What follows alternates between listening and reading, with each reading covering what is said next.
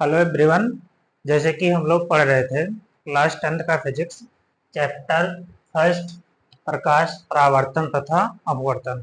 इसमें हम लोगों ने एक लेक्चर देख लिया था और अब हम उसके आगे पढ़ने जा रहे हैं, जो कि हमारा टॉपिक है क्या है, अवतल दर्पण द्वारा बिंब के विभिन्न स्थितियों के लिए बने प्रतिबिंब। बिंब मतलब होता है वस्तु, यानी वस्तु को हम कहाँ कहाँ पे दर्पण के सामने रख रहे हैं और उसका प्रतिबिंब कहाँ कहाँ बन रहा है, इसको हम लोग देखने जा रहे हैं। ठीक, हम लोग अवतल दर्पण के लिए पढ़ने जा रहे हैं और 6 स्थितियां हम लोग डिसाइड करते हैं कि वस्तु को कहाँ पे रखा जाए। पहला स्थिति होता है कहाँ पे, अनंत पे। ठीक, अच्छा ठीक है, थोड़ा सा मैं और बता दूं, आप लोग शायद पहले लेक्चर को अगर कुछ लोग ना देखे हों तो पहले समझ लीजिए।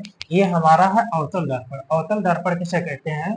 ऐसा गोलीय दर्पण जिसके पीछे की तरफ यानी या उभरे हुए भाग पर क्या हुआ होता है, पॉलिश हुआ होता है, तो उसको क्या बोला जाता है? अवतल दर्पण बोला जाता है। अवतल दर्पण का जो ये वाला जो बिंदु है, बीच वाला बिंदु है, उसको ध्रुव बोलते हैं।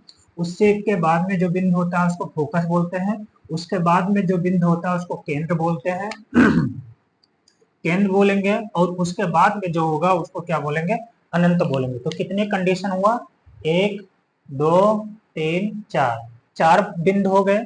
4 में एक इसके बीच में रख सकते हैं 5, इसके बीच में रख देंगे 6 और एक इसके बीच में रख देंगे 7। लेकिन इसको हम काउंट नहीं कर रहे हैं। देखो एक बिंदु हो गया, 1 2 3, और इसको यहाँ इसके बीच में रखेंगे तो हमारा 6 कंडीशन बन जाता है।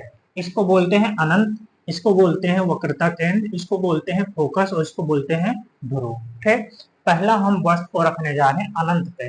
अनंत पे यहाँ पे रखने जा रहे हैं। ठीक, तो अनंत पे रखेंगे तो प्रतिबिंब हमारा कहाँ बनेगा? अच्छा, एक चीज और मुझे बताना है कि हमने आप लोगों को बताया था कि अगर कोई किरण हमारा जो है, आपतित किरण जो है मुख्य अक्ष के समांतर अगर आ रही है, हमारा देखो अनंत से किरण आ रही है, मुख्य अक्ष के समांतर आ रही है, यहाँ पे दर्पण पे टकराएगी। दर्पण पे टकराने के बाद इसका क्या होगा? परावर्तन होगा। और अगर मुख्य अक्ष के समांतर किरण आ रही है और दर्पण से टकराती है, दर्पण से टकराने के बाद कहाँ से होकर जाती है? फोकस से होकर जाती है। ये बात आप लोग जानते हैं। दूसरा चीज मैं क्या बताया था कि अगर कोई दूसरी किरण है जो मुख्य, जो क्या हो रहा है, मुख्य फोकस से होकर आ रही है और दर्पण से टकराने के बाद में क्या होता है? मुख्य अक्ष के समांतर हो जाता है। पहला चीज क्या था कि मुख्य अक्ष के समांतर आने वाली किरण परावर्तन के पश्चात फोकस से होकर जाती है। पहला नंबर। दूसरा नंबर, फोकस से होकर जाने वाली किरण परावर्तन के पश्चात मुख्य अक्ष के समांतर हो जाती है। तीसरा नंबर, अगर कोई वक्रता केंद्र से हमारी किरण आ रही है तो टकराने के बाद उसी मार्ग से वापस लौट जाती है। ये 3 चीज आप लोग ध्यान रखिएगा, हम तीनों चीज का यहाँ पे उपयोग करेंगे। ठीक, पहला क्या है कि हम अवतल दर्पण द्वारा बिंब मतलब वस्तु को रखने जा रहे हैं इसके सामने और हम क्या बनाएंगे? उसका प्रतिबिंब बनाएंगे। पहला कंडीशन क्या है कि हम जो वस्तु है यानी बिंब जो है उसको कहाँ पे रखे हैं? अनंत पर रखे हैं। हमारा जो वस्तु है वो कहाँ पे है? अनंत पे है। तो अनंत पे रखा हुआ, तो यहाँ से देखो एक किरण आ रही है, अनंत से आ रही है ना, तो यहाँ पे टकरा रही है। टकराने के बाद कहाँ से ऊपर जा रही है? फोकस पे ऊपर जा रही है। दूसरी एक किरण है जो अनंत से आ रही है, जाकर टकराई, टकराने के बाद में कहां से होकर गई? फोकस से होकर गई। और कहां पे मिल रहे हैं? मैंने क्या बताया था कि प्रतिबिंब कहां बनता है? वहां पे प्रतिबिंब बनता है जहां पे दो परावर्तित किरणें एक दूसरे को क्या करती हैं? काटती हैं। तो ये परावर्तित किरणें देखो यहाँ पे गया और टकराया, तो ये परावर्तित किरण हुआ कि नहीं हुआ? ये गया यहाँ से टकराया, यहाँ से टकराने के बाद गया, तो ये परावर्तित किरण हुआ कि नहीं हुआ? तो ये दोनों हमारा किरण कैसा है? ये दोनों किरण हमारा कैसा है? परावर्तित किरण। और यही दोनों किरण जहाँ परावर्तित किरण जहाँ पे मिलती है वहां पे हमारा क्या बनता है? प्रतिबिंब बनता है। जो प्रतिबिंब यहाँ फोकस पे ही बना है। और कितना बना है? बहुत छोटा सा है, बिंदु के आकार का प्रतिबिंब हमारा बना है। देखो, ठीक। और कैसा होता है? उल्टा होता है। देखो क्या लिखा है, अगर वस्तु हमारा अनंत हो तो हमारा जो प्रतिबिंब बनता है वो कहाँ बनता है? फोकस पे बनता है। किसके आकार का? बिंदु आकार का बनता है और अत्यधिक छोटा बनता है। बिंदु के आकार का बना हो और अत्यधिक छोटा बना है। और कैसा बनता है? वास्तविक तथा उल्टा बनता है। अवतल दर्पण से जो प्रतिबिंब बनता है हमारा, अगर अनंत पे रखा होता है तो कहाँ बनता है? फोकस पे बना है। और कैसा होता है? वास्तविक बनता है। और कैसा बनता है? उल्टा बनता है। चलिए अभी हम सारी चीज को समराइज करेंगे तो वहां से आप लोग को और अच्छे से समझ में आएगा। एक पहले हम छइयों को देख लेते हैं, फिर समराइज करेंगे इसको। ठीक, दूसरा क्या है, दूसरा है कि अगर वस्तु को अनंत तथा वक्रता केंद्र के बीच में रखा जाए, ये हमारा अनंत है और ये क्या है, वक्रता केंद्र। अनंत और वक्रता केंद्र के बीच में हम ये वस्तु को रखे हैं। ठीक, ये अनंत है और ये क्या है, वक्रता केंद्र है। ये अनंत है, ये क्या है, वक्रता केंद्र है। तो पहला कहाँ रखे थे, अनंत पे रखे थे, अब कहाँ रखे हैं, अनंत और वक्रता केंद्र पे। हम क्या करेंगे, जो हमारा वस्तु है उसको धीरे धीरे इसके दर्पण के पास लेते जाएंगे और जो हमारा प्रतिबिंब बनेगा वो धीरे धीरे क्या होगा, दर्पण से दूर जाएगा। जैसे जैसे हम वस्तु को दर्पण के पास लेते जाते हैं तैसे तैसे हमारा प्रतिबिंब क्या होता है कि दर्पण से दूर होते जाएगा। ठीक, पहला नंबर। दूसरा नंबर क्या है कि जैसे जैसे दर्पण से दूर होता जाएगा हमारा प्रतिबिंब, तैसे तैसे हमारा प्रतिबिंब कैसा होता जाएगा, बड़ा होते जाएगा। अभी सारा चीज समराइज करूंगा तो भी बता रहा हूँ उसको। ठीक, तो क्या देखे हैं कि जैसे जैसे हमारा वस्तु क्या हो रहा है, दर्पण के पास जा रहा है, तैसे तैसे हमारा प्रतिबिंब क्या हो रहा है, दर्पण से दूर जा रहा है। अब देखो हम क्या किए हैं, अनंत और केंद्र के बीच में वस्तु को रख दिए हैं, तो हमारा वस्तु अब प्रतिबिंब कहाँ बना था, पहले फोकस में बना था। अब फोकस और केंद्र के बीच में यहाँ से दूर हटेगा तो यहाँ पे बन सकता है। ठीक, तो देखो यहाँ पे रखा हुआ है, तो देखो मुख्य अक्ष के समांतर जाने वाली किरण परावर्तन के पश्चात फोकस से होकर आई है। ठीक, दूसरा चीज देखो, दूसरा किरण कहाँ से निकली है, देखो ये पहला किरण होगा। दूसरा किरण देखो, मुख्य फोकस से होकर जाने वाली किरण परावर्तन के पश्चात मुख्य अक्ष के समांतर हो जाती है। और जहां पे समांतर हुई यहाँ पे दोनों किरण मिल रही है। पहला किरण ये है और दूसरा किरण ये है। ये इधर से गया है, टकराया है, इधर से वापस आया है। ये किरण यहाँ से गया है, यहाँ टकराया है, फिर वापस आया है, और ये दोनों किरणें यहाँ पे मिली हुई है। और कहाँ मिलती हैं, फोकस और केंद्र के बीच में मिले। यहाँ पे क्या था, अनंत और केंद्र के बीच में था। अब क्या हो रहा है, हमारा प्रतिबिंब जो बनना है फोकस और केंद्र के बीच में बनना है। कैसा बनना है, उल्टा बना है कि नहीं है, उल्टा बना है। और कैसा बना है, छोटा बना है। ठीक, तो उल्टा भी बनता है और कैसा बनता है, छोटा बनता है।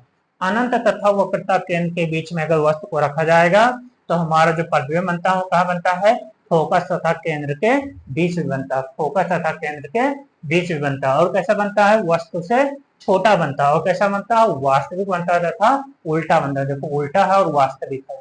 ठीक, उल्टा वास्तविक मीन्स क्या होता है कि जहां पे किरणें वास्तव में काटते हैं तो वहां पे प्रतिबिंब जो बनता है वो कैसा होता है, वास्तविक प्रतिबिंब हो रहा है। देखो यहाँ पे किरणें काट रही हैं, अभी यहाँ पे देखोगे किरणें काटती हुई प्रतीत होंगी, तो यहाँ पे क्या हो जाएगा, आभासी हो जाएगा। ठीक, यहाँ पे वास्तव में किरणें काट रही हैं, इसलिए यहाँ पे कैसा प्रतिबिंब बनना है, हमारा वास्तविक प्रतिबिंब बनना है। और कैसा प्रतिबिंब बनना है, उल्टा प्रतिबिंब बनना है। तीसरा देखो, तीसरा क्या है, अगर हम वस्तु को कहाँ पे रख दे, केंद्र पे रख दे। पहले यहाँ था, फिर इसके बीच में रखे, अब फिर ले जाकर इसके केंद्र पे रखते हैं। अब केंद्र पे रखेंगे तो क्या हो रहा है, देखो मुख्य अक्ष के समांतर जाने वाली किरण परावर्तन के पश्चात फोकस से होकर जाती है। पहला किरण हो गया। दूसरा किरण क्या है, मुख्य अक्ष के समांतर जाने वाली किरण परावर्तन के पश्चात फोकस से होकर जाती है। ठीक, देखो फिर से एक बार देखो क्या है, मुख्य अक्ष के समांतर जाने वाली किरण परावर्तन के पश्चात कहां से होकर गई है, फोकस से होकर गई है। दूसरा किरण क्या है,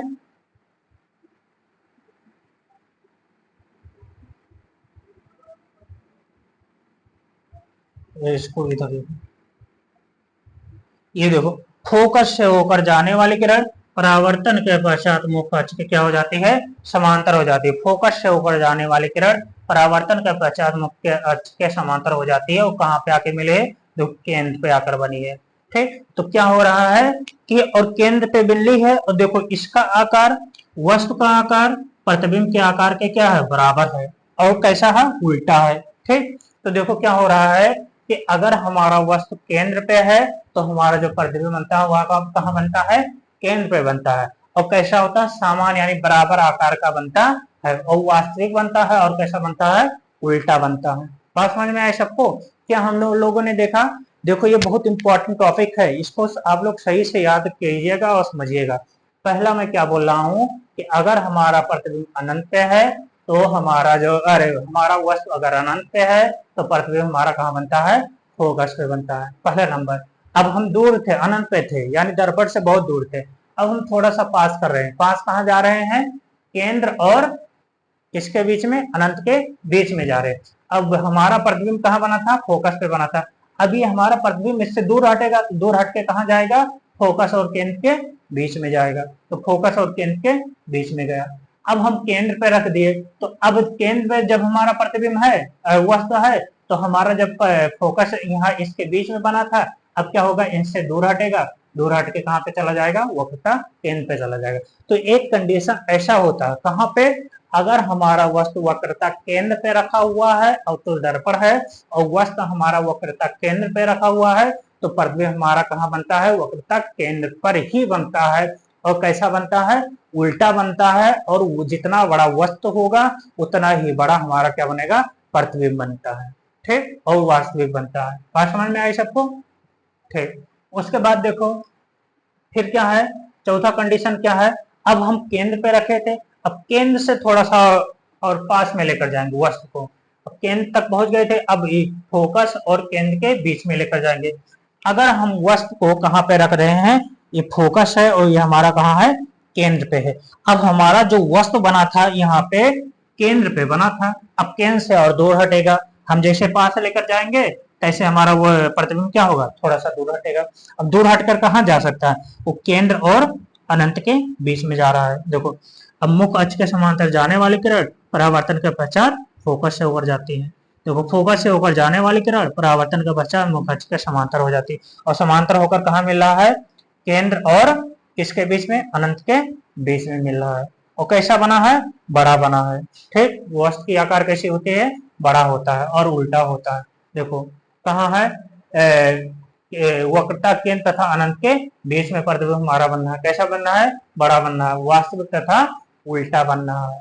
ठीक, पांचवा कंडीशन देखो, अगर हम क्या कर दे, अगर हम वस्तु को फोकस पे ही रख दे, अब प्रतिबिंब क्या बनेगा, अब केंद्र और अनंत के बीच में था, अब वहां से दूर हटेगा, दूर हट के कहाँ चला जाएगा, अनंत पे चला जाएगा। ठीक, तो देखो, मुख्य अक्ष के समांतर जाने वाली किरण परावर्तन का पश्चात फोकस से होकर जा रही है। दूसरा है, ये वक्रता केंद्र है ना, यही तो वक्रता केंद्र है। अब इस वक्रता केंद्र से होकर जाने वाले किरण परावर्तन के पश्चात उसी मार्ग से वापस लौट आते हैं, और लौट आ रही है, देखो दोनों मिल नहीं रहे, तो इसको अगर हम बढ़ाते जाए बढ़ाते जाए बढ़ाते जाए तो हो सकता है कहीं पे आकर मिल जाए, क्योंकि ये पास पास में समांतर रेखाएं नहीं है, तो ये दोनों आप आकर पास में कहीं मिल जाएंगी, और मिलकर कहाँ मिलेंगे, अनंत पे कहीं भी जाकर मिल जाएंगी। और अनंत पे जहाँ पे मिल रही है वहां पे हमारा प्रतिबिंब कैसा बनेगा, बड़ा बनेगा और उल्टा बनेगा, वास्तव में मिलेंगे, इसलिए कैसा बनेगा, वास्तविक बनेगा और उल्टा बनेगा और बड़ा बनेगा। बात समझ में आई। अब देखो छठा कंडीशन क्या है, छठा कंडीशन है कि अगर हम वस्तु को क्या कर दें, अब हमने कहाँ पे रख दिया था, फोकस पे रख दिया था, अब फोकस से भी दूर पास में ले जाए, दर्पण के पास में ले जाए, कहाँ पे ले जा सकते हैं, फोकस और ध्रुव के बीच में लेकर चला जाए। अब देखो प्रतिबिंब हमारा अनंत पे बना था, अब अनंत से कहीं और थोड़ा ना जा सकता है, अब वो क्या हो जाएगा, दर्पण के पीछे चला जाएगा। अब प्रतिबिंब देखो हमारा, ये मुख्य अक्ष के समांतर जो है, ये हमारा वस्तु रखा हुआ है कहाँ पे, केंद्र, ये ध्रुव है और ये क्या है, फोकस है, इनके बीच में रखा हुआ है। अब देखो हमारी एक किरण देखो, जो तिर्यक किरण निकलती थी, एक मैंने बताया था, एक तिर्यक किरण ऐसे यहाँ से निकली और यहाँ से होते हुए ऐसे निकल गई, परावर्तित हो गई। दूसरा वक्रता केंद्र से एक किरण गई फिर वापस हो गई। अब ये तो आपस में कभी मिलेंगे नहीं इस तरीके से, तो ये कभी मिल सकते हैं नहीं, लेकिन हम इनको ऐसे पीछे अगर बढ़ाते चले जाएं, इसे पीछे बढ़ाते जाएं, तो हो सकता है पीछे कहीं मिल जाए। और यहाँ पे देखो मिलते हुए प्रतीत हो रहे, मिल नहीं रहे, मिल जाए, मिलते हुए प्रतीत आपको दिखाई देगा। तो ऐसा, तो अगर मिलता हुआ दिखाई दे रहा है तो उसको क्या बोलते हैं, आभासी बोलते हैं। तो वहां पे हमारा प्रतिबिंब कैसा बनेगा, आभासी बनेगा। और देखो सीधा है, आभासी तथा सीधा बनेगा और बड़ा भी बनेगा। बात समझ में आई सबको। क्या क्या हम लोगों ने देखा, हम लोगों ने देखा है कि अगर हम, अच्छा ये दो तीन चीज यहाँ से हमें क्या समझ में आ रहा है, कुछ चीजें हैं जो हमें समझ में आ रहा है। पहला चीज है कि अगर हम वस्तु को दर्पण के पास लेते जा रहे हैं तो प्रतिबिंब हमारा दर्पण से दूर होते जा रहा है। ठीक, जैसे मैं कहाँ बता दूं, ये हमारा मान लो दर्पण है और ये हमारा ये, ठीक, अब हम क्या, ये हमारा ध्रुव है और ये हमारा क्या है, फोकस है, और ये हमारा क्या है, केंद्र है, और ये हमारा मान लो अनंत है। ठीक, ये पहला कंडीशन क्या था, पहला था कि अनंत पे हो, कहाँ पे हो, यहाँ पे, ये फर्स्ट है, ये फर्स्ट है, अनंत पे होगा तो प्रतिबिंब हमारा कहाँ बनेगा, यहाँ बनेगा, फोकस पे बनेगा। अगर हमारा जो वस्तु है वो अनंत पे है तो हमारा प्रतिबिंब दर्पण के पास बनेगा, पास क्या है उसका, फोकस है। बात समझ में आई। और कैसा बनता है, छोटा बनता है, बिंदु के आकार का बनेगा। अब हम दूसरा कंडीशन क्या करें, दूसरा हम दर्पण प्रतिबिंब वस्तु को थोड़ा सा पास लेकर जाए, कहाँ पास ले जा सकते हैं, वक्रता केंद्र और अनंत के बीच में ले जा सकते हैं। और जब बीच में ले जाएंगे तो प्रतिबिंब हमारा क्या बनेगा, यहाँ से दूर हटेगा और दूर हट कर यहाँ आ सकता है, इसके बीच में आ जाएगा, किसके किसके, फोकस और केंद्र के बीच में आ सकता है। बात समझ पाए। अब भी क्या होगा, अब भी छोटा बनेगा, यानी हम लोग, अब देखो तीसरा कंडीशन क्या हो सकता है, तीसरा अगर हम वक्रता केंद्र पे रख दें तो यहाँ से अगर हमारा जो प्रतिबिंब बनेगा, अब इनके बीच में बन गया था, अब यहाँ से दूर हटेगा, दूर हट के कहाँ बन जाएगा, केंद्र पे बन जाएगा। तो क्या समझ में आ रहा है, और जो केंद्र पे अगर हमारा प्रतिबिंब बन रहा है तो केंद्र से पहले जो, अगर हमारा प्रतिबिंब वक्रता केंद्र पे रखा हुआ बन रहा है तो वस्तु हमारा कहाँ होगा, वक्रता केंद्र पे होगा। अगर वस्तु हमारा वक्रता केंद्र पे है तो प्रतिबिंब हमारा क्या होगा, वक्रता केंद्र पे बनेगा। और ये भी कंडीशन होता है जहां पे वस्तु का आकार प्रतिबिंब के आकार के बराबर होता है। अगर इसके पीछे है, यानी दर्पण के पास में प्रतिबिंब है, ठीक, यानी वक्रता केंद्र से दर्पण की तरफ अगर प्रतिबिंब है, इस तरफ अगर हमारा प्रतिबिंब बना हुआ है तो हमारा प्रतिबिंब कैसा होगा, छोटा होगा, वस्तु से क्या होगा, छोटा होगा। अगर वक्रता केंद्र से दूर की ओर हमारा प्रतिबिंब बन रहा है तो कैसा होगा, तो हमारा प्रतिबिंब जो होगा वो कैसा होगा, बड़ा होगा। और वक्रता केंद्र पे बनना है तो हमारा प्रतिबिंब कैसा होगा, बराबर होगा। क्या समझ पाए हम लोग, पहला चीज समझे कि अगर हम वस्तु को क्या कर रहे हैं, दर्पण के पास ले जा रहे हैं तो हमारा प्रतिबिंब दर्पण से दूर होते जा रहा है, पहला कंडीशन। दूसरा कंडीशन हम क्या देखे हैं कि वक्रता केंद्र पे केवल वस्तु का आकार और प्रतिबिंब का आकार क्या होता है, बराबर होता है। अगर हमारा प्रतिबिंब क्या है, वक्रता केंद्र से दाहिने तरफ यानी दर्पण के तरफ है तो क्या होगा, वो छोटा होगा। और उल्टा तो होगा, सारे उल्टा ही है, छोटा ही, एक ही कंडीशन है जो क्या है, सीधा और आभासी, और बाकी सभी क्या है, उल्टा है, ठीक, और वास्तविक है, ठीक। तो अगर दर्पण के पास में है तो कैसा होगा, वो क्या होगा, छोटा होगा। अगर वक्रता केंद्र से दर्पण से दूर की ओर है, वक्रता केंद्र से दर्पण से दूर की ओर है तो क्या कैसा होगा, प्रतिबिंब हमारा बड़ा होगा, और कैसा होगा, उल्टा होगा और वास्तविक होगा सारा चीज। बात समझ में आया। जैसे जैसे हम प्रतिबिंब वस्तु को दर्पण के पास लेकर जा रहे हैं, जैसे जैसे हमारा प्रतिबिंब दर्पण से दूर होते हुए जा रहा है। देखो कैसे समझेंगे हम लोग, पहला देखो, अगर हम वस्तु को अनंत पे रखे हैं तो प्रतिबिंब हमारा कहाँ बनेगा, फोकस पे बनेगा। बात समझ में आया, इस बात को याद रखो। दूसरा चीज क्या है कि अगर हम वस्तु को अनंत और वक्रता केंद्र के बीच में रख रहे हैं तो हमारा प्रतिबिंब क्या होगा, अब फोकस से दूर हटेगा, तो फोकस से दूर हटकर कहाँ जाएगा, फोकस से दूर हटकर कहाँ हो सकता है, फोकस से दूर हटकर कहाँ हो सकता है, फोकस और केंद्र के बीच में हो सकता है, ठीक। बात समझ में आया। अगर हमारा प्रतिबिंब अनंत पे है तो वस्तु कहाँ सॉरी, अगर हमारा वस्तु अनंत पे है तो प्रतिबिंब हमारा कहाँ बनेगा, फोकस पे बनेगा, पहला नंबर। दूसरा नंबर, अगर हमारा वस्तु अनंत और वक्रता केंद्र के बीच में है, ठीक, तो हमारा प्रतिबिंब क्या होगा, अब थोड़ा सा दूर हटेगा, दूर हटकर कहाँ जा सकता है, फोकस और केंद्र के बीच में जा सकता है। अब तीसरा कंडीशन क्या होगा, अगर हमारा वस्तु किस पे हो, वक्रता केंद्र पे हो तो अब हमारा प्रतिबिंब कहाँ बनेगा, वक्रता केंद्र पर भी बनेगा, ठीक। और उसके बाद में क्या करेंगे, अगर हमारा प्रतिबिंब वक्रता केंद्र और फोकस के बीच में हो तब हमारा प्रतिबिंब कहाँ बनेगा, वक्रता केंद्र और अनंत के बीच में बनेगा। अगर हमारा प्रतिबिंब कहाँ हो जाए, कहाँ तक पहुंच गए थे, अगर फोकस पे हो जाए तब हमारा प्रतिबिंब कहाँ बनेगा, अनंत पे बनेगा, ठीक। अगर फोकस और ध्रुव के बीच में हो जाए तो हमारा प्रतिबिंब कहाँ हो जाएगा, दर्पण के पीछे बन जाएगा। चलिए ठीक है, आप लोग लिख लीजिए इसको।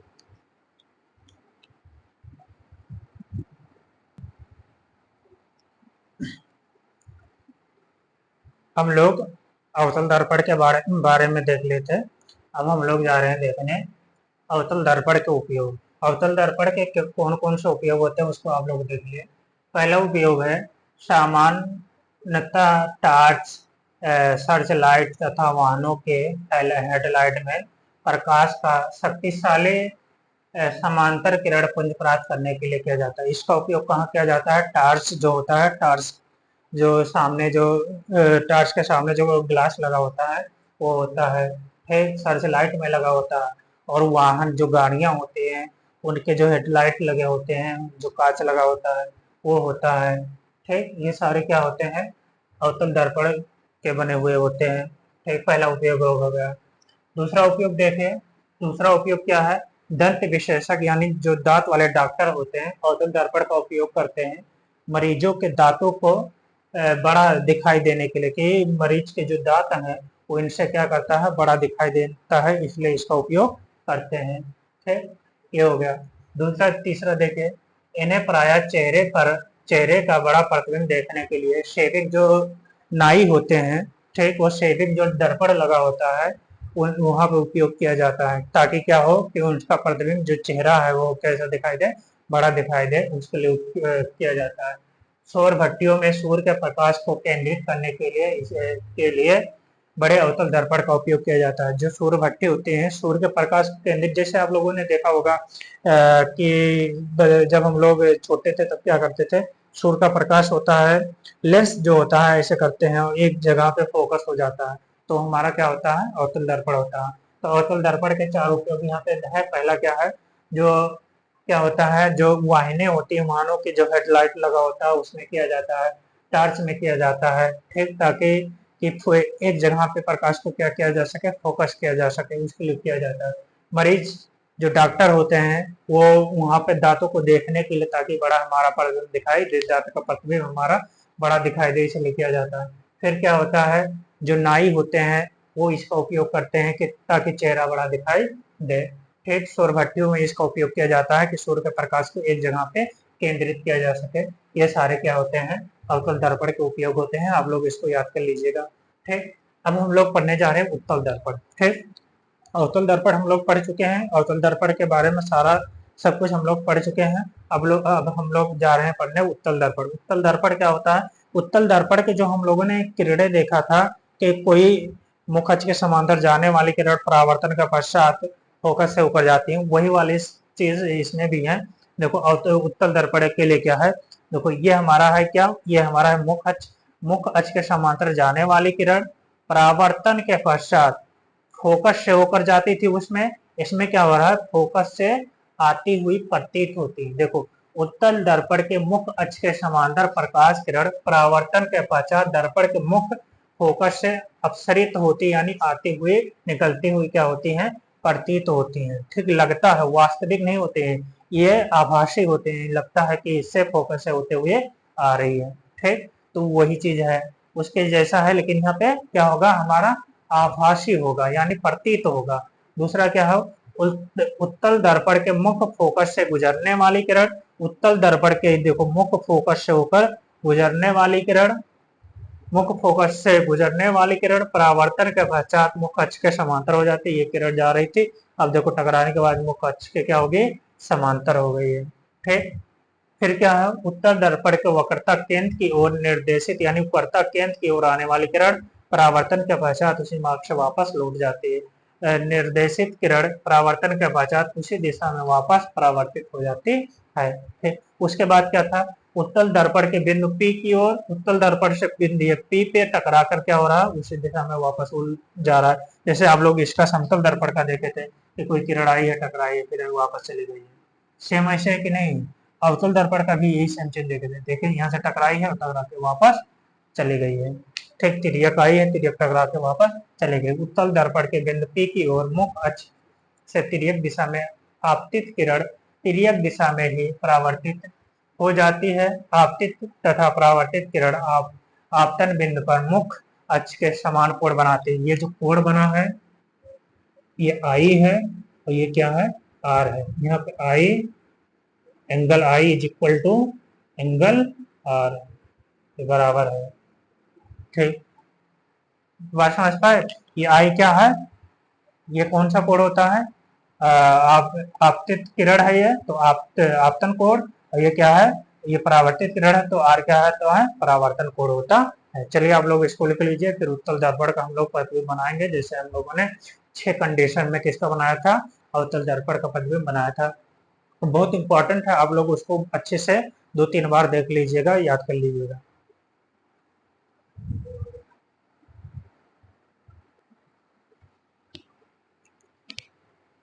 हम लोग उत्तल दर्पण को देख रहे थे।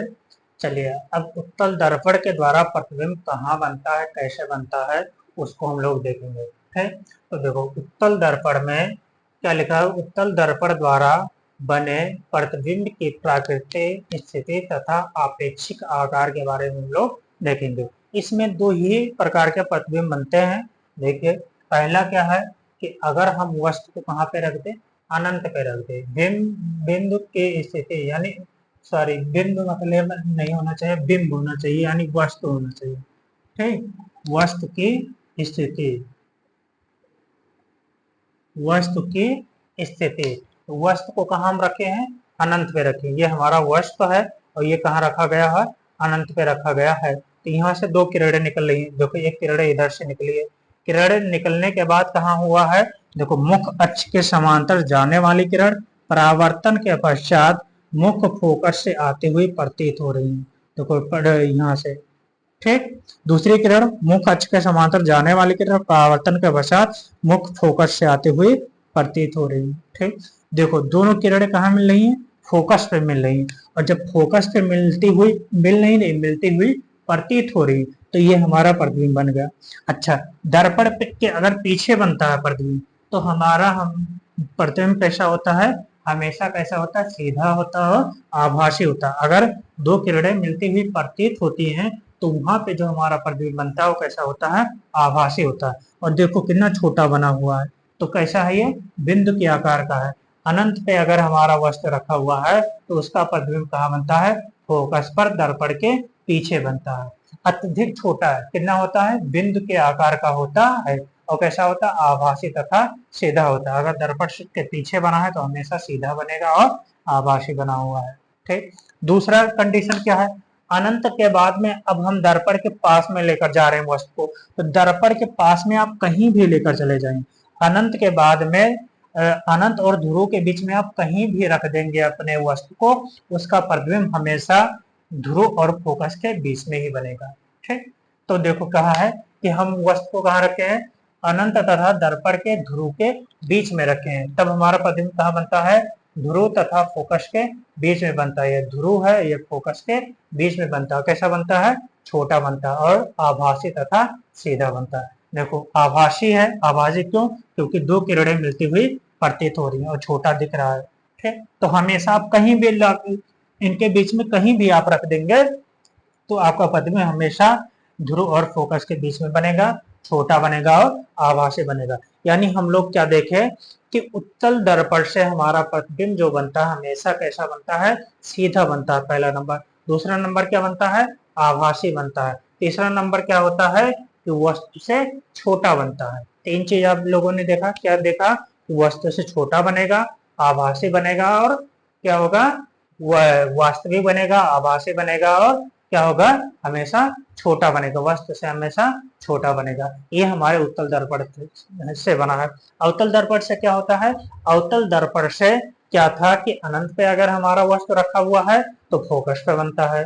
अगर हमारा क्या हो जाए, अनंत से थोड़ा सा पास में लेकर जाए, कहाँ पे, केंद्र और अनंत के बीच में लेकर जाए, तो हमारा प्रतिबिंब क्या होगा, अब फोकस से दूर हटेगा, तो दूर हट के कहाँ जाएगा, केंद्र और फोकस के बीच में जाएगा, और कैसा रहेगा, छोटा रहेगा और क्या रहेगा, छोटा रहेगा और वास्तविक रहेगा। फिर अब क्या करते हैं, हम वस्तु को अनंत पे लेकर चले जाएं, अब हमारा प्रतिबिंब क्या करेगा, थोड़ा सा और दूर हटेगा, दूर हट के कहाँ चला जाएगा, केंद्र पे ही चले जाएगा, और केंद्र पे अगर जा रहा है तो वस्तु का आकार और प्रतिबिंब का आकार क्या होगा, बराबर होगा।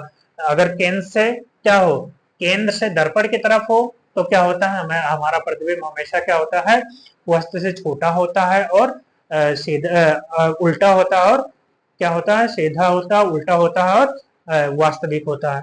अगर क्या हो रहा है, केंद्र से दूर जा रहा है यानी दर्पण से दूर जा रहा है, तो हमारा प्रतिबिंब कैसा होगा, बड़ा बनेगा और वस्तु से बड़ा बनेगा, सीधा बनता है। ठीक, ये चीज होता है और वास्तविक बनता है।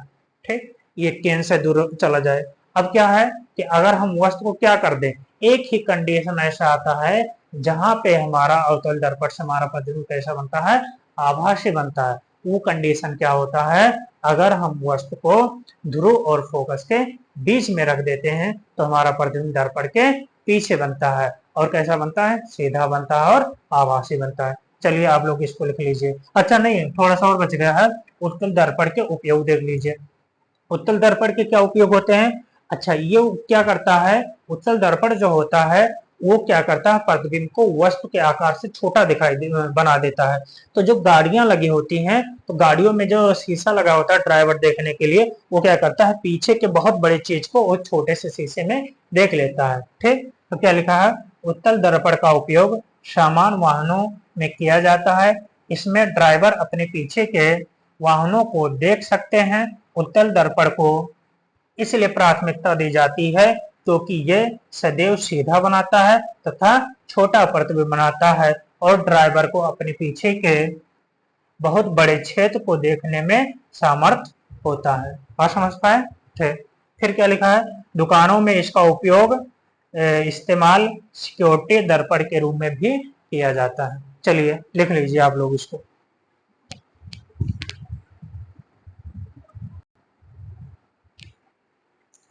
चलिए अब हम लोग पढ़ने जा रहे हैं चिन्ह प्रपाटी के बारे में। चिन्ह प्रपाटी मतलब क्या होता है कि हम दर्पण के सामने अगर वस्तु को रखे हुए हैं तो वो हमारा वस्तु कैसा होगा, उसकी दूरी धनात्मक होगी या ऋणात्मक होगी।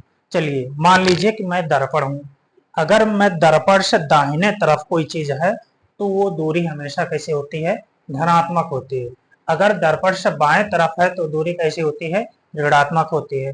अगर दर्पण के मुख अक्ष के ऊपर है तो दूरी कैसी होती है, धनात्मक होती है। अगर दर्पण के मुख अक्ष के नीचे है तो दूरी कैसी होती है, ऋणात्मक होती है। वस्तु की जो दूरी होती है उसको यू से लिखते हैं, प्रतिबिंब की जो दूरी होती है उसको वी से लिखते हैं, और जो फोकस दूरी होती है उसको स्मॉल एफ से लिखते हैं। चलिए अब हम लोग इसको देख लेते हैं क्या लिखा हुआ। क्या है, बिंब मतलब वस्तु हमेशा दर्पण के बाईं ओर, ये हमारा दर्पण है। ये चीज आप इसको याद रख लीजिए क्योंकि न्यूमेरिकल में इसका बहुत उपयोग होगा। ठीक, क्या लिखा है, वस्तु हमेशा दर्पण के बाईं ओर रखा जाता है। जो वस्तु है ये हमारा दर्पण है, दर्पण के बाईं ओर हमेशा इधर ही रहेगा। पहला नंबर, इसका अर्थ है कि दर्पण पर वस्तु से प्रकाश बाईं ओर से आपतित होती है। अच्छा, अगर हमारा वस्तु क्या है, दर्पण से बाईं ओर है तो हमेशा जो प्रकाश आती है, आप किरण जो होती है वो कहाँ से होती है, कहाँ से आएगी, बाईं ओर से ही आएगी। देखो ये आपतित किरण जो है वो बाईं ओर से ही आएगी। वस्तु हमेशा दर्पण के क्या होगा, बाईं ओर ही रखा जाएगा। ठीक, दूसरा चीज क्या लिखा है, मुख अक्ष के समांतर सभी दूरियां दर्पण के ध्रुव से मापी जाती हैं। अगर हम दूरी अगर नाप रहे हैं तो कहाँ से नापेंगे, यहाँ से नापेंगे। कि मान लो यहाँ से हमारा वस्तु की दूरी जो है वो कहाँ से, ध्रुव से, मायने यू जो होगा। अच्छा, वस्तु की दूरी को यू से लिखते हैं, प्रतिबिंब की दूरी को वी से लिखते हैं और फोकस की दूरी को एफ से लिखते हैं। अगर हम वस्तु इधर रखे हुए हैं तो ध्रुव से नापेंगे कि इतनी दूरी पर रखा हुआ है, और बाईं ओर रहेगा तो दूरी कैसा हो जाएगा, ऋणात्मक हो जाएगा। ठीक, यहाँ से नापा जाता है। फिर तीसरा पॉइंट क्या लिखा है, मूल बिंदु के दाईं ओर, यानी ये दाईं ओर, दाहिनी ओर, इधर देखो ये मूल बिंदु है, ये दाहिनी ओर, दाहिनी ओर यानी एक्स अक्ष के दाहिनी ओर मापी गई दूरी धनात्मक मानी जाती है, जबकि मूल बिंदु के बाईं ओर एक्स अक्ष के अनुदिश मापी गई दूरी कैसी होती है, ऋणात्मक होती है। अगर इधर जाओगे तो धनात्मक और इधर जाओगे तो ऋणात्मक होती है। ऊपर जाओगे तो धनात्मक और नीचे आओगे तो ऋणात्मक दूरी नापी जाती है। आपतित किरण हमेशा बाईं ओर से होती हुई आती है। वस्तुओं को हमेशा हम क्या करते हैं, दर्पण से बाईं ओर रखते हैं। अगर दर्पण को बाईं ओर रखेंगे तो आपतित किरण भी हमारा क्या होगा, बाईं ओर से ही आता है। फिर क्या लिखा है, मुख अक्ष के लंबवत तथा ऊपर की ओर, ये लंबवत दूरी ऊपर की ओर कैसे होती है, वाई अक्ष के अनुदेश यानी मापी जाती दूरी धनात्मक होती है। ठीक, मुख अक्ष के लंबवत तथा नीचे की ओर वाई के अनुदेश मापी गई दूरी कैसी होती है, ऋणात्मक होती है। वस्तु की दूरी अगर वस्तु को हमेशा दर्पण से बाईं ओर रखेंगे तो वस्तु की दूरी हमेशा कैसी होगी, यू हमेशा ऋणात्मक होगी। ठीक, दूसरा चीज, अवतल दर्पण की फोकस दूरी हमेशा कैसी होती है, ऋणात्मक होती है। अवतल दर्पण यही तो है, इधर ही तो इसका फोकस दूरी होता है। और उत्तल दर्पण में कैसा होता है, उत्तल दर्पण देखो ये हमारा उत्तल दर्पण हो गया, अंदर पॉलिश कर दिए हैं तो इसके इधर रहेगा। चलो ऐसा बना दो, आप लोग ऐसा वाला देखे हैं। ठीक, ये हमारा क्या है, ये हमारा क्या है, उत्तल दर्पण है। तो यहाँ से आता हुआ ऐसा प्रतीत होता था ना, तो इसकी फोकस दूरी कैसी थी, धनात्मक थी। इसकी फोकस दूरी कैसी होगी, ऋणात्मक। जो कर्व होता है, कर्व के अंदर की ओर ही क्या होता है, फोकस होता है। ठीक, ध्रुव जो केंद्र होता है वो अंदर की ओर तो होता है। तो अगर अवतल दर्पण ऐसा है, पीछे पॉलिश किया गया है, तो इसका फोकस यानी केंद्र इधर रहेगा, तो फोकस दूरी इसकी ऋणात्मक हो जाएगी। अगर इधर है, यानी इधर देखो अंदर की ओर है, दाहिने साइड में है, तो इसकी फोकस दूरी कैसे हो जाएगी, धनात्मक हो जाएगी। तो अवतल दर्पण की फोकस दूरी हमेशा कैसी होती है, कैसी होती है, ऋणात्मक होती है। उत्तल दर्पण की फोकस दूरी हमेशा कैसी होती है, धनात्मक होती है। ठीक, चिन्ह है हमारा दर्पण का सूत्र क्या होता है, 1/v plus 1/u is equal to 1/f होता है। इस चीज को आप लोग याद कर लीजिए। v क्या है, प्रतिबिंब की दूरी, u क्या है, वस्तु की दूरी है, और f क्या है, फोकस दूरी। तो बाएं तरफ धनात्मक है, दाएं तरफ धनात्मक है, बाएं तरफ ऋणात्मक है। ऊपर की ओर धनात्मक है, नीचे की ओर ऋणात्मक है। आपसे प्रकाश की किरण इस दिशा में होता है। चलिए आप लोग लिख लीजिए इसको।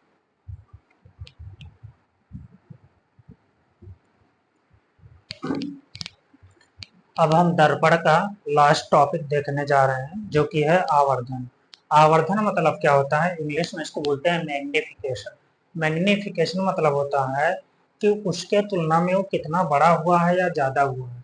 यानी प्रतिबिंब के तुलना में, वस्तु के तुलना में प्रतिबिंब कितना बड़ा हुआ है या कितना ज्यादा हुआ है, या हम प्रतिबिंब के तुलना में वस्तु कितना बड़ा है या ज्यादा है, ये दोनों बोल सकते हैं। ठीक, तो क्या लिखा, आवर्धन गोले दर्पण द्वारा उत्पन्न वह आपेक्षिक विस्तार है जिससे ज्ञान होता है कि प्रतिबिंब वस्तु की अपेक्षा कितना गुना आवर्धित हुआ। आवर्धित मतलब बड़ा हुआ है या ज्यादा हुआ है। इसे प्रतिबिंब की ऊंचाई तथा वस्तु के ऊंचाई के अनुपात के रूप में भी व्यक्त कर सकते हैं। हम क्या लिखते हैं, आवर्धन को ज्ञात करने के लिए क्या लिखते हैं, प्रतिबिंब की ऊंचाई बटे वस्तु की ऊंचाई। ठीक, या प्रतिबिंब की दूरी माइनस में, और या और बटे वस्तु की दूरी, ये दोनों फार्मूले से हम इसको सॉल्व करेंगे। ये आई मतलब क्या है, हाइट ऑफ इमेज, और हाइट ऑफ ऑब्जेक्ट, वो से लिखा है ये आई इमेज। ठीक, ये फार्मूला आप यहाँ से लगा सकते हैं। बात समझ में आई। ठीक, जैसे कुछ पॉइंट लिखा हुआ है, देखो एक चीज और समझ लो कि अवतल, क्या हम लोगों ने देखा है कि वस्तु हमेशा क्या होता है, दर्पण से बाईं तरफ रखा होता है। ठीक, और वस्तु हमेशा अगर दर्पण से बाईं तरफ रखा रहेगा तो वस्तु की जो दूरी होगी वो कैसी होती है, यू कैसा होता है, ऋणात्मक होता है। बात समझ में आया। ठीक, अगर दाहिने तरफ, और यह अवतल दर्पण है, अवतल दर्पण से हमारा जो प्रतिबिंब बनता है, 6 कंडीशन में प्रतिबिंब बना, 6 प्रकार के प्रतिबिंब बने थे। 5 प्रकार के जो प्रतिबिंब थे वो क्या थे, दर्पण से बाईं तरफ थे, और बाईं तरफ थे तो वो प्रतिबिंब कैसे होते हैं, वास्तविक होते हैं। और भी कैसा हो जाएगा, ऋणात्मक हो जाएगा, उनकी दूरी कैसी होगी, ऋणात्मक हो जाएगी। एक ही कंडीशन आता था जिसमें हमारा प्रतिबिंब कहाँ बनता था, दर्पण के पीछे बनता था, यानी दाहिने तरफ बनना है, और दाहिने तरफ बनेगा तो प्रतिबिंब की दूरी कैसे हो जाएगी, धनात्मक हो जाएगी। और अगर दाहिने तरफ बनना है तो वो कैसा प्रतिबिंब बनता है, हमेशा आभासी प्रतिबिंब बनता है। उसी तरीके से हमारा उत्तल दर्पण है, उत्तल दर्पण से वस्तु को हमेशा क्या क्या रखते हैं, बाईं तरफ रखते हैं, तो इसकी वस्तु की दूरी कैसी हो जाएगी, ऋणात्मक हो जाएगी। लेकिन हमारा जो प्रतिबिंब बनता है उत्तल दर्पण से हमेशा दर्पण के पीछे बनता है, यानी इधर बनता है, और कैसा बनेगा, आभासी बनता है। वो प्रतिबिंब हमेशा कैसा बनता है, आभासी बनता है, वस्तु से छोटा बनता है। इसमें अगर आभासी बनेगा तो वस्तु से क्या बनेगा, बड़ा प्रतिबिंब बनता है। बात समझ में आया था ना। चलिए कुछ पॉइंट लिखा हुआ है इसमें देख लो। हाँ, और एक चीज और देख लो, समतल दर्पण का। समतल दर्पण से जो प्रतिबिंब बनता है वो हमेशा कैसा बनता है, आभासी बनता है, वस्तु के आकार का बनता है। ठीक, फिर क्या लिखा है, यदि यम ऋणात्मक है, यानी आवर्धन अगर हमारा ऋणात्मक है तो प्रतिबिंब वास्तविक होगा। कैसे, देखो यम अगर हमारा कैसा है, ऋणात्मक है, यानी वस्तु हमारा वास्तविक है। वास्तविक मतलब ये भी हो गया, तो यम बराबर हम क्या लिख सकते हैं, यम माइनस भी पहले से लगा हुआ है और एक दूसरा और माइनस भी आ जाएगा क्योंकि वास्तविक है तो इधर हो जाएगा। और यू हमेशा कैसा होता है, ऋणात्मक होता है, तो ये माइनस माइनस क्या हो जाएगा, प्लस हो जाएगा। और ये माइनस ऊपर चला गया, यहाँ से काट दो इस माइनस को, तो ऊपर क्या हो जाएगा, माइनस आ गया। तो यम कैसा आ गया, माइनस बी बटे यू आ गया। बात समझ पाए। अगर वस्तु क्या हो, प्रतिबिंब हमारा कैसा है, वास्तविक होगा, तो हमारा यम कैसा आएगा, ऋणात्मक आएगा, और क्या होगा, प्रतिबिंब वास्तविक होगा। अगर उसी तरीके से अगर हमारा वस्तु क्या हो, अगर हमारा प्रतिबिंब क्या कहाँ पे हो, दाहिने तरफ बन जाए, दाहिने तरफ यानी इधर अगर हम बना दे प्रतिबिंब को, अगर हमारा प्रतिबिंब कहाँ बन जाए, दर्पण से पीछे बन जाए, धनात्मक बन जाए, तो क्या होगा, फार्मूला माइनस पहले से लगा हुआ, अब यहाँ से भी क्या आ जाएगा, प्लस में आ जाएगा, तो प्लस में भी आ गया, बटे नीचे यू हमेशा हमारा कैसा होता है, ऋणात्मक होता है, तो यहाँ से कट गया। अब क्या हुआ, ऊपर कैसा आ गया, धनात्मक, तो यम बराबर क्या हो जाएगा, भी बटे यू। अब हमारा भी कैसा है, धनात्मक, यानी अब हमारा कैसा है, धनात्मक है। और अगर यह हमारा धनात्मक है तो प्रतिबिंब कैसा बनेगा, आभासी बनेगा, चाहे यहाँ से ले लो चाहे यहाँ से ले लो। बात समझ में आई, ठीक। उसके बाद में देखो, यद यच अपान, अगर वस्तु की हाइट, प्रतिबिंब की हाइट और वस्तु की हाइट अगर दोनों बराबर होगा तो कट जाएगा, तो कैसा आ जाएगा, एक आ जाएगा। अरे मान लो ये 20 सेंटीमीटर इसकी हाइट है, ये भी 20 है, दोनों कटेगा तो कितना आ जाएगा, 1 आ जाएगा। अगर कम है, यानी यम अगर 1 से कम है, तो क्या हो जाएगा कि वस्तु की जो ऊंचाई होगी वो क्या हो जाएगी, वस्तु की जो हाइट होगी वो क्या होगा, प्रतिबिंब की हाइट से क्या हो जाएगा, ज्यादा हो जाएगा। बात समझ में आ रहा है सबको, ये फार्मूले से, ठीक। उसी तरीके से इसको देख लो, समतल दर्पण का आवर्धन सदैव एक होता है क्योंकि प्रतिबिंब का आकार और वस्तु का आकार साइज जो होता है वो बराबर होता है, ठीक। धनात्मक चिन्ह आभासी प्रतिबिंब दर्शाता है, धनात्मक चिन्ह अगर आ रहा है, यम धनात्मक आ रहा है, तो प्रतिबिंब हमारा कैसा बना हुआ है, आभासी बना हुआ। एक दर्शाता है कि प्रतिबिंब क्या है, प्रतिबिंब का आकार वस्तु के आकार के क्या है, बराबर है, ठीक। फिर उसके बाद क्या लिखा है, यदि यम धनात्मक है और यम 1 से कम है तो दर्पण कैसा होगा, उत्तल होगा। कैसे, देखो, यम अगर धनात्मक है और क्या है, यानी यम इज इक्वल टू क्या होता है, माइनस भी बटे यू, यही होता है। अब यहाँ से हमारा जो भी आया है वो कैसा है, धनात्मक है, तो माइनस पहले से लगा हुआ है और प्लस में भी रखा है, नीचे क्या होगा, यू। और हम हमेशा जानते हैं कि उत्तल दर्पण से जो प्रतिबिंब बनता है वो कैसा होता है, वस्तु से छोटा होता है। यहाँ से मान लो ये भी यम माइनस है, तो ये माइनस माइनस कट गया तो ये प्लस आ जाएगा। और ये हमेशा अगर मान लो 20 है, यू बड़ा है, इसको 20 मान लिए, इसको 5 मान लिए, तो क्या हो जाएगा, तो ये इससे काटेंगे तो 1 से कम आएगा कि नहीं आएगा, हमेशा 1 से कम आएगा, ठीक। बात समझ में आए। यदि यम धनात्मक है और यम 1 से बड़ा है तो क्या होगा, दर्पण अवतल होगा। यहाँ पे क्यों, क्योंकि भी हमेशा क्या होगा, वस्तु से क्या रहेगा, बड़ा रहेगा, और वस्तु से जब बड़ा रहेगा ऊपर अब उल्टा हो जाएगा इसका, तो ऊपर 20 आ जाएगा, तो यहाँ 2 आ गया, तो मान लो यह 5 आ गया, तो 5 चौका 20, तो क्या आ रहा है, बड़ा आ रहा है, धनात्मक आ रहा है, ठीक।